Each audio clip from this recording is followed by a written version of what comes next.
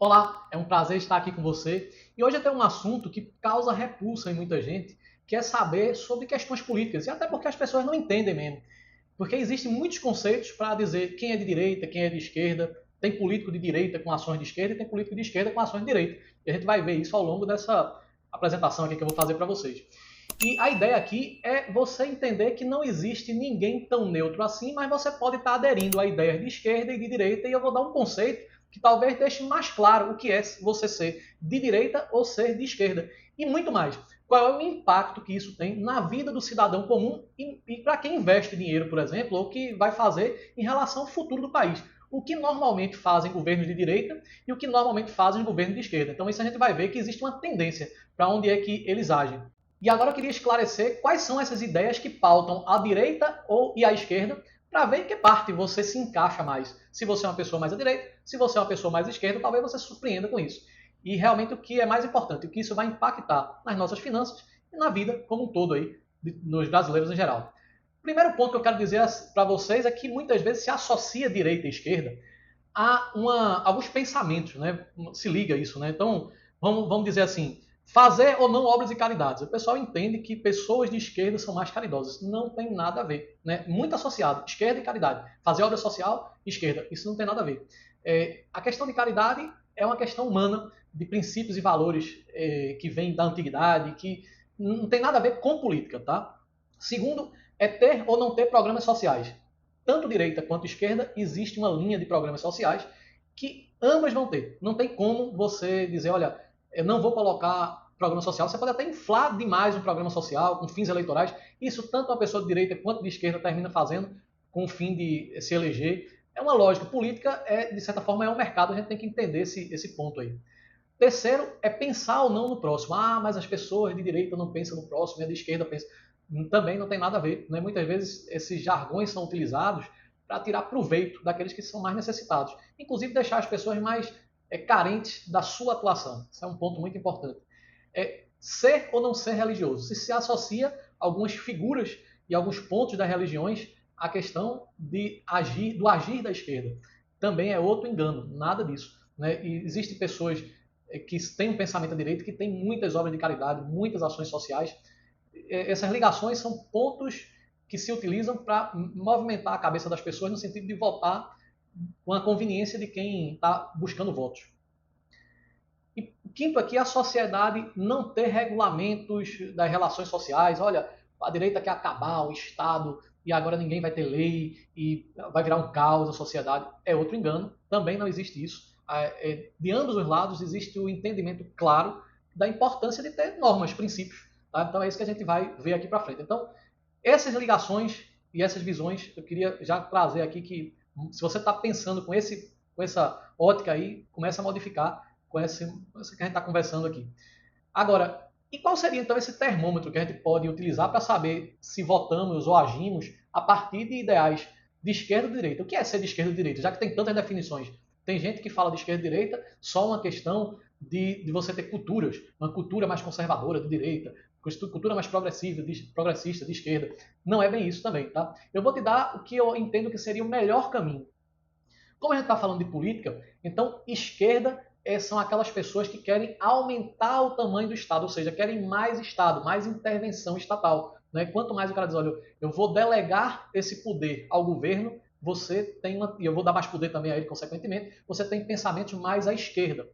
E à direita é quando você deseja menos Estado, acha que o governo está muito pesado e com isso está dificultando crescer, né? Você quer diminuir esse tamanho do Estado. Então esse é um pensamento à direita. Né? Mas na prática, como é que isso funciona? Vou botar aqui esse quadradinho aqui para a gente entender o que seriam pensamentos à direita da mesma linha. Né? Só como exemplo aqui, pegar alguns pontos. Primeiro, aqui de vermelhinho aqui, mais Estado. Né? Primeiro ponto seria o indivíduo é vítima da sociedade e o Estado precisa intervir para corrigir. Por quê? Porque ele entende que o Estado tem o poder de transformar pessoas, ele é o motor que movimenta essas pessoas, e as pessoas muitas vezes são vítimas de circunstâncias e por isso erram.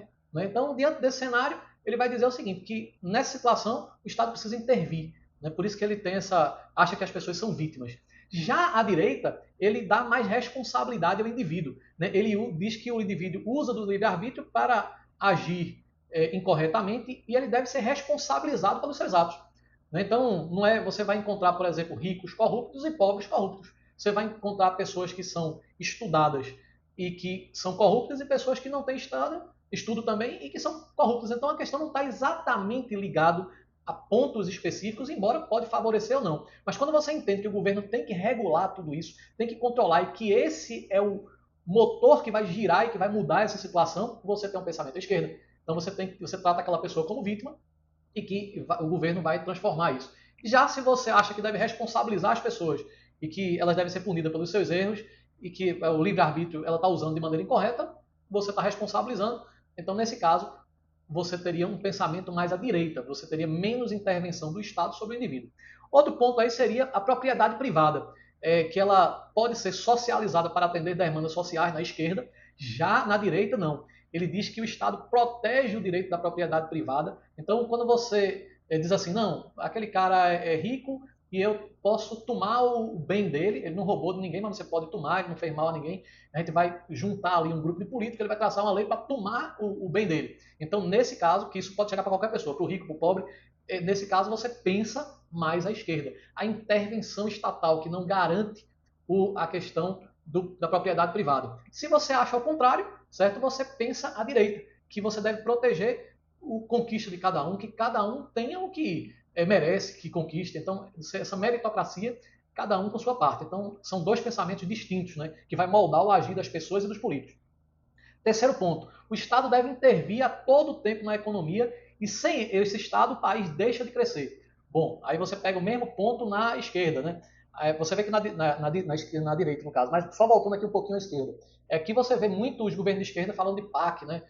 Onde você vai gerar aqueles pacotes para crescimento econômico, né? Já na direita, a gente se entende que deixando o ambiente mais livre, você não criando tantas leis, você garantindo propriedade privada, você permitindo o livre mercado, ele vai acontecer o quê? Ele vai achar o que o povo quer, essas demandas, e naturalmente vão surgir empreendedores para criar empreendimentos que resolvam essas demandas das pessoas. Né? Assim, e é impossível também, eles não acreditam que um político consiga traçar uma lei que atenda a todas as pessoas. Então, nesse sentido, o livre mercado é que ajudaria e direcionaria ao que realmente é viável para que aconteça esse processo onde você geraria empreendedores que ajustariam o mercado e atenderiam a população. A gente vai ver na prática o que é que já aconteceu, né, e a gente vai tocar isso para frente. Vamos, aguarda mais um bocadinho aqui que estou dando só conselho.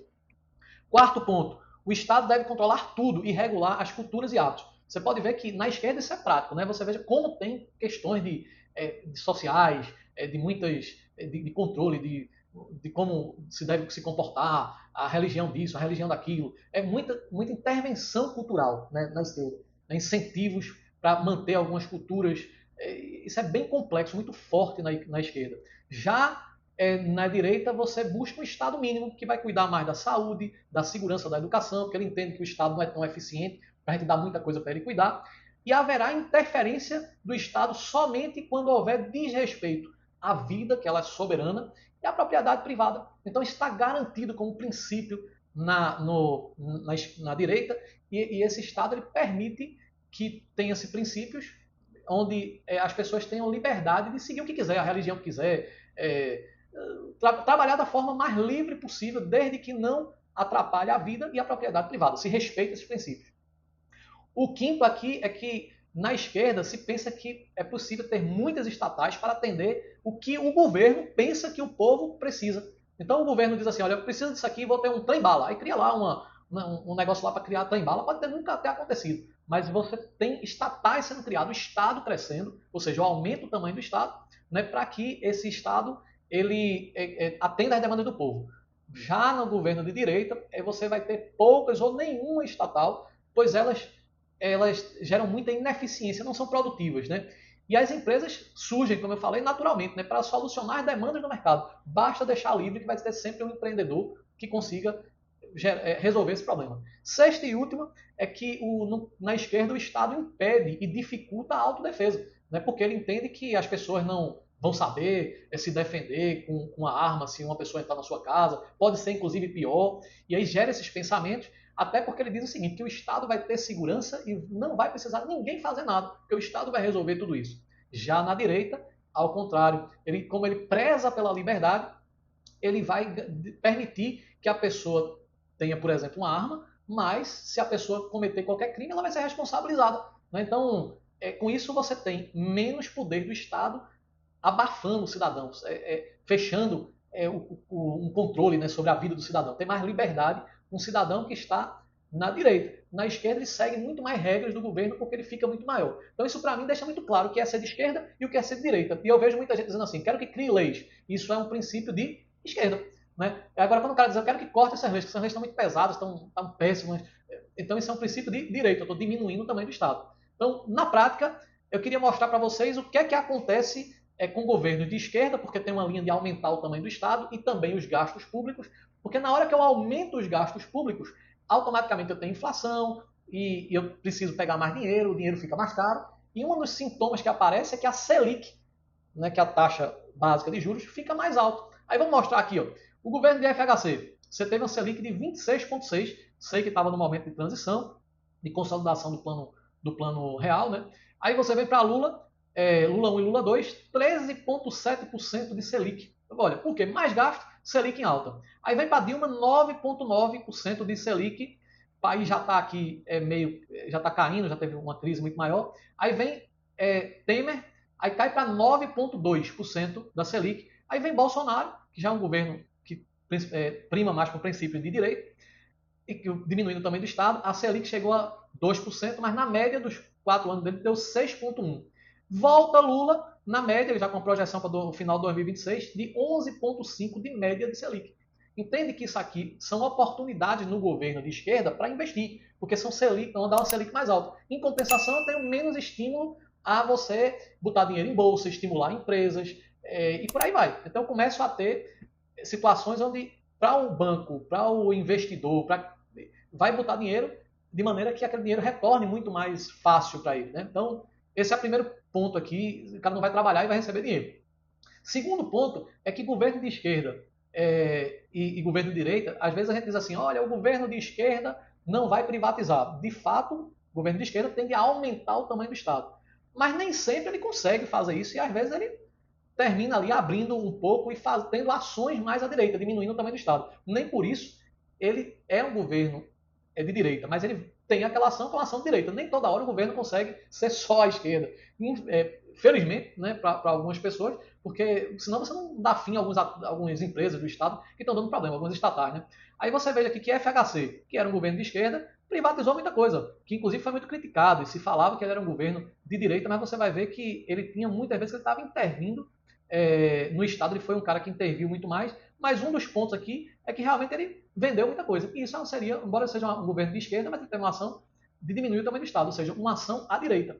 Já o governo Lula, que muita gente diria, não, mas ele não teve nenhuma privatização. Ele tinha mais aquele processo de parceria público-privado, que já gerava, por exemplo, a questão de você ter amigos que entravam nessa parceria, ou seja, terminava gerando algumas corrupções, né, do processo, que termina em dinheiro para um grupo específico. Mas você veja que mesmo assim ele teve essas PPPs que de certa forma diminuíam um pouco a força do Estado, mas o Estado sempre ficava com o pé lá dentro, né? De maneira que ele podia estar intervindo ali.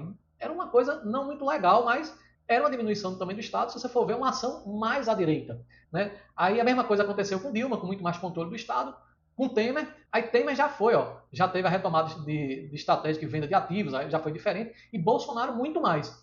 Aí quando entra Lula, volta ao governo de esquerda e ele diz, não vou mais vender Correios, mesmo dando prejuízo, EBC e muito mais. Então, quer dizer, quando você olha isso aqui, a gente tem ações de governo de direita e de esquerda, com privatizações com menor número no governo de esquerda e com maior número no governo de direita. Buscando o quê? Mais eficiência do tamanho do Estado, né? Que não vá dinheiro, porque na hora que tem prejuízo numa empresa, esse dinheiro, em vez de ir para saúde, segurança e educação, esse dinheiro está indo para onde?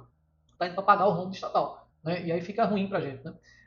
E aí, outro ponto aqui, gestão das estatais, né, sem foco na eficiência. Olha o que aconteceu em cada período aqui, pegando aqui, FHC, né? Ele realmente estruturou algumas partes aqui, vendendo, banco, tudo isso, ação à direita. Né? Mesmo ele sendo um governo que, se você for ver a maioria das coisas dele, eram à esquerda. Mas isso foram coisas que ajustou a economia, inquestionavelmente. Quando você chega aqui, então a empresa estatal aqui deu prejuízo, nesse primeiro momento, mas ele começou a corrigir, muita empresa dando prejuízo, mas vendeu, corrigiu rota. Aí entra Lula. Quando entra Lula, quando a gente olha aqui nessa linha aqui, verde aqui, aí você vê que Lula já cresceu, as estatais teve um período que não deu prejuízo. né, deu lucro. Agora, por quê? Porque esses lucros recordes foi causado por um momento bom das commodities. Então, mesmo a empresa sendo mal administrada, como estava vendendo tanto por uma demanda mundial, né, de commodities, então o que aconteceu? Ele começa a vender muito e mascara, de certa forma, essa falta de boa gestão, de eficiência de gestão. Mas isso não dura por muito tempo. Passou essa fase, aí entra Dilma, e realmente com muito mais controle estatal, olha o que acontece, muito prejuízo das estatais, muito, muito, muito, né? Aí entra Temer, começa a corrigir isso, e Bolsonaro já chega aqui dando mais lucro nas estatais. Né? Então o Estado ficou mais eficiente. Aí volta Lula agora, né, em Lula 3, e volta a ter déficit. Né? Você vê aí os escândalos aí mostrando nesse sentido, tá? Que teve aumento do déficit das estatais, tá? Má administração. E o que acontece? Né? Quando você olha todo esse cenário, tem uma tendência de governo de direita e de governo de esquerda no tamanho do Estado. Né? Mas será que um governo que se intitula de direita, como é que ele age? Será que ele consegue fazer tudo o que ele quer? Não, não consegue fazer todas as ações conforme o ideário dele. Por isso que os governos têm dificuldade em se eleger, porque ele precisa desse voto das pessoas de centro. E se eles forem rotulados de direita ou de esquerda, essas pessoas têm uma certa resistência. Aí você veja que mesmo na reeleição, Bolsonaro aqui toma uma atitude de aumentar o tamanho do Estado dando auxílio. Mas se ele não dá isso aqui, ele não conseguia nem passar pela porta. Né? Então, termina tendo ações de aumento do tamanho do Estado. Né? E que muita gente não entende. Tem gente que da direita fica com raiva também do político. Você termina com dificuldade de agradar o seu eleitorado. Porque quando você aumenta o tamanho do Estado, você está fazendo uma ação de esquerda e é complicado isso, porque a gente vê essa gestão que muitas vezes é ruim. Né? Outro ponto é que quando a gente busca, né, a eficiência, né, de estatais, então antigamente você tinha as telecons que era privatizado, né, estava tudo na mão do governo. Mas quando isso passou para a ação da iniciativa privada, a gente vê que depois de 25 anos teve mais de 1 tri de investimento na área de telecons e hoje o país tem mais celular do que habitante. Então você veja o que é que importa a gente ter mais eficiência. Quando a gente tem eficiência, automaticamente o país cresce. Então a gente buscar eficiência eu acho muito interessante, porque senão a gente fica preso num ciclo de despesas e Selic e tudo mais. E por último, eu quero mostrar que agora está uma grande discussão dessa questão da escala 6x1, escala 4x3, escala 5x2, né? E você vê que muitas vezes a gente não observa, não tem conhecimento de como funciona o livre mercado, né, de uma maneira mais ampla, né? Já tem mais de um estado que entra no radar para fechar supermercados domingos, por falta de quê? De mão de obra. Né? Então, a ação do livre mercado gerando oportunidades. Tem gente que não vai mais querer trabalhar, né, de maneira no domingo, ele quer ficar em casa, ele pode escolher porque tem emprego, né? E esse crescimento econômico modifica essa relação trabalhista. Então, não por uma canetada no governo, que às vezes estraga tudo, mas sim por uma questão de crescer a economia. Veja a importância da gente ter uma economia que cresce. Quando a gente entende isso, a gente começa a olhar com novos olhos o crescimento do país e começa a buscar mais eficiência. Outro ponto também muito abordado é que centralização e burocracia potencializam o aumento da corrupção.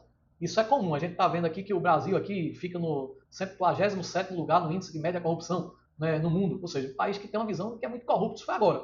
E no passado, o mesmo governo lá mostrando que a reportagem da época, né, quando teve lá em 2016, né, Lula era o comandante máximo da organização criminosa, Lava Jato, tudo isso.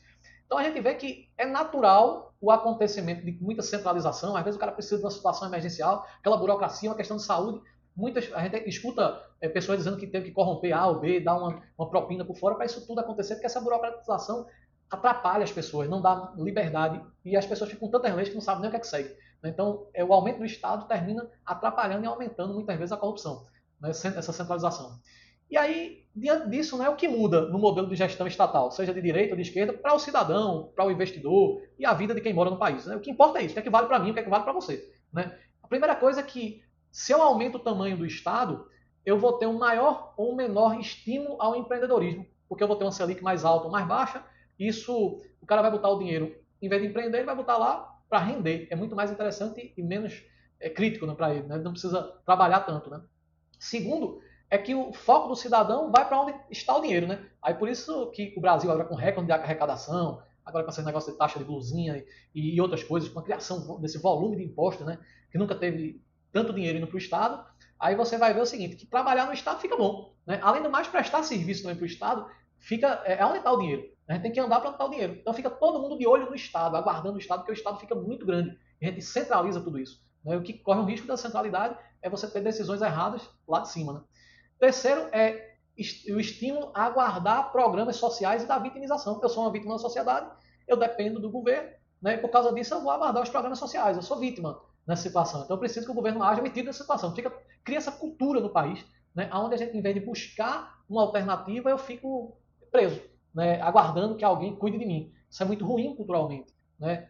Quarto é que o excesso de leis trava a sociedade, cria inseguranças jurídicas e aumentam o custo do Estado, porque precisa de mais gente para fiscalizar, aí fica cada dia mais caro, o dinheiro que vai ser arrecadado, em vez de ir para o cidadão, vai para a fiscalização. Isso é tudo muito ruim. É um dinheiro a fundo perdido, que com mais liberdade a gente poderia repensar, né, e como isso poderia ser melhor ajustado. Né. O quarto é que a gente perde a busca por eficiência de gestão, como a gente viu ali nas estatais, e pela liberdade individual, né, porque já afinal de contas você não conhece tanto, você é uma vítima, e por causa disso tem que ter você tem que ser muito cuidado. Nesse sentido, você não vai saber agir e o governo vai controlar tudo, né? Até que você possa se defender. É bem complexo isso.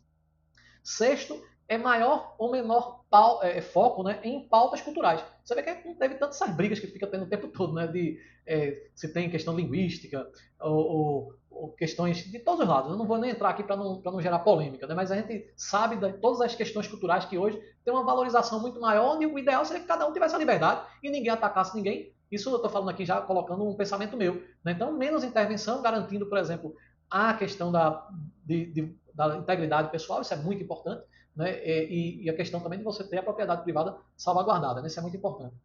E outro ponto é que com mais Estado, você tem centralização, burocracia, corrupção, o Estado vai ter que ficar, vamos pegar assim, uma carteira de motorista, tem que ter muitas visualizações, você tem que pegar ali, fazer teste de 2 em 2 anos, 3 em 3 anos, 4 em 4 anos, você vai impactar na sua vida. É isso que é muito importante, entender o que é que isso impacta. Não é para você que isso é custo, para você também.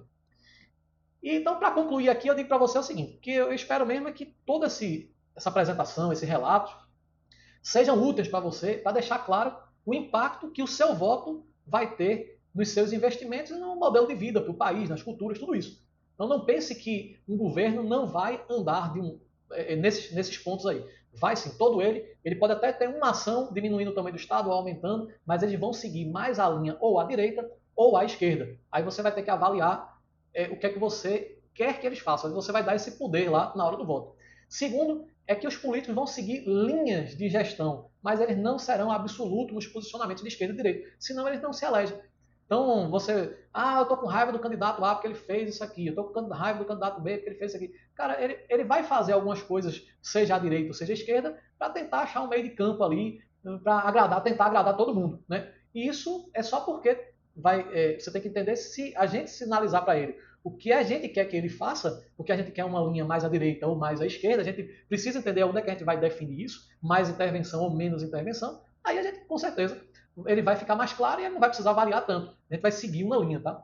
Então, procure votar no conceito e não no político, né? Porque você não precisa se posicionar como um time de futebol, que às vezes o cara só vota em A, só vota em B. Não. Qual é o conceito? O que é que você acha para o Brasil que é melhor? O que é que você acha que é melhor para a gente crescer de uma forma geral, para o seu futuro, seus netos, né, e as próximas gerações? Como é que a gente pode deixar um mundo melhor? Né? Então, é muito importante que a gente pense isso aqui no conceito, porque a gente tem que ter um princípio. Se a gente não tem princípio nenhum, né, a gente vai deixar o quê? Vai cobrar o quê? Se nem a gente sabe para onde a gente quer ir, imagina como é que um político vai seguir isso. E por último, quero deixar bem claro que nós estamos no mesmo barco. O nome desse barco é o Brasil. Está todo mundo querendo acertar. Vejo muita gente boa nesse sentido, mas repetindo passos equivocados e até dizendo o seguinte: olha, não sabe se o cara quer que aumente, se o cara quer que diminua o tamanho do Estado, não sabe se o cara vai para a direita, se o cara vai para a esquerda. Rapaz, se nem você sabe, imagina o político. Né? Então você bota a culpa nele, mas aí nessa situação você precisa entender melhor o que são boas práticas e analisar e votar com esse conceito. Aí você vai deixar de brigar com os seus parentes por causa de política, você vai deixar de arrumar inimizade, vai crescer mais porque você vai discutir ideias e você vai testar o que dá certo. Você imagina que se a gente pudesse fazer assim, olha, pega esse grupo aqui, vamos testar essa ideia, vamos testar isso aqui. A que for melhor, a gente toca para frente. Só que o problema é que as pessoas hoje ficam falando assim, olha, a direita ou a esquerda, sem nem saber, porque muitas vezes se confunde isso, né, pensando que direita e esquerda está ligado a Bolsonaro ou a Lula, né, onde, na verdade, ambos muitas vezes podem agir com pontos diminuindo ou aumentando o Estado. Então, espero que tenha sido útil e que você possa votar em 2026 consciente de que você pode mudar essa história, né? Ou colocar o Brasil no rumo também, rumo abaixo, ladeira abaixo. Está nas suas mãos aí. Forte abraço e até a próxima.